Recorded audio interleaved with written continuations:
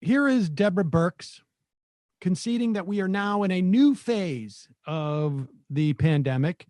One could call this phase as we messed up, and so now it's really almost incomprehensibly bad. Yeah, and it's called Phase F. Yeah, exactly. We failed, and but here she is. She's gonna put a little smile on it.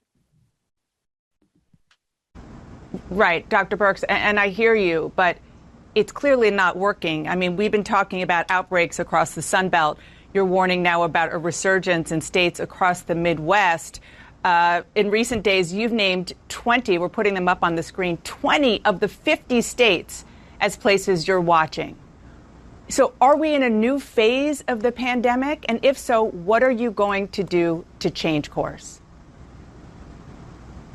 I think those are two very critical questions because we are in a new phase. And that's why I really wanted to make it clear to the American people. It's why we started putting out governor reports directly to the health officials and the governors in every single state, because we could see that each thing had to be tailored. So each state has a tailored set of recommendations based on what we're seeing at the community level, what we're seeing relevant to the hospitals. And each of these responses have to be dramatically tailored. We are beginning to see an impact from the mitigation procedures that many of the state and local officials have put into place. But I want to be very clear. What we're seeing today is different from March and April. It is extraordinarily widespread. It's into the rural as equal urban areas. And to everybody who lives in a rural area, you are not immune or protected from this virus. And that's why we keep saying no matter where you live in America, you need to wear a mask and socially distance, do the personal hygiene pieces. But more importantly, if you're in multi-generational households and there's an outbreak in your rural area or in your city, you need to really consider wearing a mask at home, assuming that you're positive if you have individuals in your households with comorbidities. This epidemic right now is different, and it's more widespread, and it's both rural and urban. Dr. Birx, before we move on to some specifics, I just want to really try to get a handle on this, because what I'm trying to express to you, which is something that I know that you're hearing, people are panicked. People are worried. People don't understand why this is seeming to be completely out of control. Johns Hopkins University said, quote, this week, the United States is not currently on course to get control of the epidemic. It's time to reset. A couple of other medical agencies, associations said similar. So is it time for the federal government to reset? Well, I think the federal government reset about 5 to 6 weeks ago when we saw this starting to happen across the South. And that's why we've done these rather than generic federal framework, we've gone to very specific state and local, city by city, county by county, showing out which counties and which cities are under particular threat and what mitigation has to be done. And what we're starting to see across the West and across the South, which the American people should find a little bit reassuring, is these mitigation efforts are beginning to work. And we can see it in Arizona with decreasing test positivity, decreasing cases, decreasing hospitalization. And we hope that decreasing deaths will follow. That is the sequence of events. So that's why we've alerted the yellow states. As soon as we saw a small increase in test positivity, that's why I've named those states and named those cities, because when it first starts to happen, it seems so innocuous.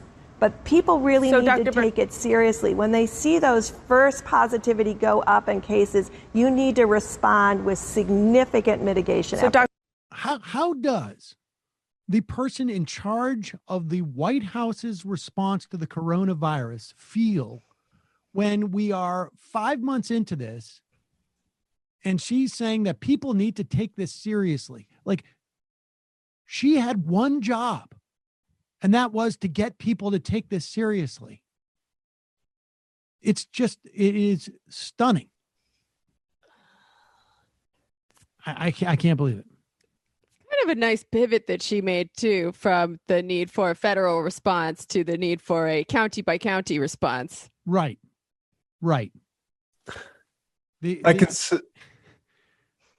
I mean, it is look, she's a religious fundamentalist, and she's retaining that mode of I guess thought and promotion, which is that we're not going to have a national response to this. We're not going to have a national response. We're going to keep pretending that there are these isolated islands of places in America that are not, that states are not contiguous, that people can't drive across the states, that people don't travel, that people don't. It is unbelievable. Some of these people, I feel like at one point there's going to be a question as to how much criminal liability there should be for the way that this government has handled this. Mm-hmm. Because now they're starting to bandy around 300,000 people dying by the end of the year. And the idea that they're still going, their entire, every response they have now still is built to justify their initial response. Yeah. That's what she's saying. Like, our plan of just looking at it county by county or state by state is working. Well, that's been the plan since the beginning, which is this is going to be a county by county, state by state situation. It'll be tailored.